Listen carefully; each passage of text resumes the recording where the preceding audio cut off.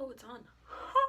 Hi Ellen, my name's Olivia and I'm here because I need your help in continuing the conversation around mental health and mental illness. Everybody may not have mental illness, but everybody has mental health, and I think it's time we start taking care of our brains like we take care of any other organ. Mental illness has been a part of my life. I've been on both sides of it, as somebody supporting a loved one and somebody struggling and needing support. I have struggled with anxiety and depression, and I've also struggled with an eating disorder. I am happy to say that I am in a good place in my recovery and I'm continuing my life. I'm getting my life back and it's so exciting. I think education is key. Our community has dealt with a lot of tragedies. I know as a community we're not the only community dealing with mental illness and mental health and the lack of resources and education and understanding surrounding this topic, and that's when I think you come into play, because I'm a small tadpole in this pond we call Earth, but you, Ellen, are a fish. A famous fish. Dory. And everybody loves Dory. So I want to chat with you. I just want you to watch this. Dory's quote, "Just keep swimming," has been my saving grace. Those 3 simple words have kept me going throughout my whole journey. I still remember when I was in child and adolescent day treatment, the one thing I looked forward to every day was going back to the Ronald McDonald House and watching Ellen. When my time was done at Ronald McDonald House, I even made a painting and it got put up by the fish tank because it says "Just keep swimming," and, well, I love fish. I would love to go, scuba diving one day. That'd be cool.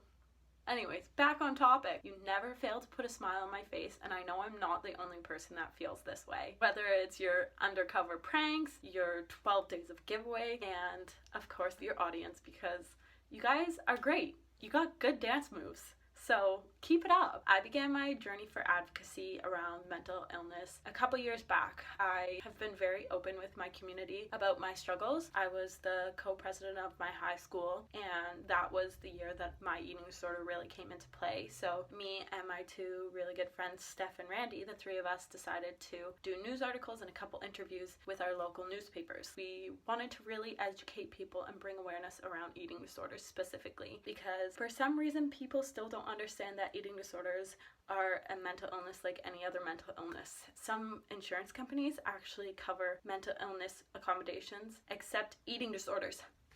Mind blown! What? So we did the news article and we really wanted to shine light on the topic of eating disorders. Unfortunately, not everybody is able to win their battle with mental illness, and Steph lost her battle. Shortly after her passing, I wanted to continue the conversation and continue to give her a voice and all those who lost their battles a voice. So I started creating Steph self-care packages, which are self-harm safe care packages that I've distributed throughout the community and local hospitals, because self-care is so important. It's not selfish, and we need to start acknowledging that. After that, I spent a couple more years in program. That's when I was able to learn coping strategies and ways to challenge both my thoughts, my urges, and get my life back. I have always been involved within my community, and it's something that I'm so passionate about. And it's something that my eating disorder took away from me. I isolated. I was not able to participate in school. I was not able to participate in sports. And I wasn't living. I was just surviving. Over time, I began to see what life had to offer again.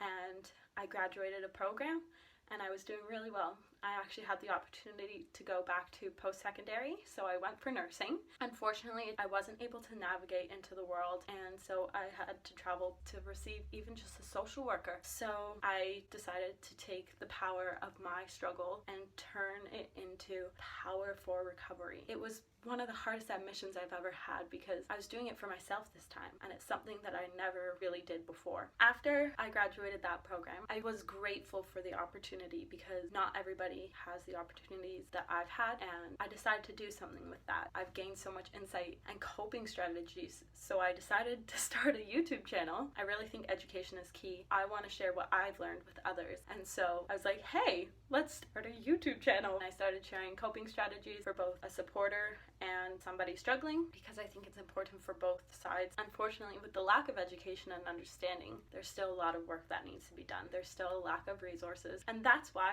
I'm continuing the conversation because there needs to be more education and understanding. I don't blame anybody for that. I think it's just something we as a community need to recognize and change. And so that's why I need your help, Ellen, because I really want to talk to you and meet up with you and chat about this. So let's continue the conversation. I just hope this video gets to you. And send it to Taylor Swift if you can, because I love her too. And I know you two are tight. Thank you for listening to me ramble. Always remember to be kind to yourself and just keep swimming.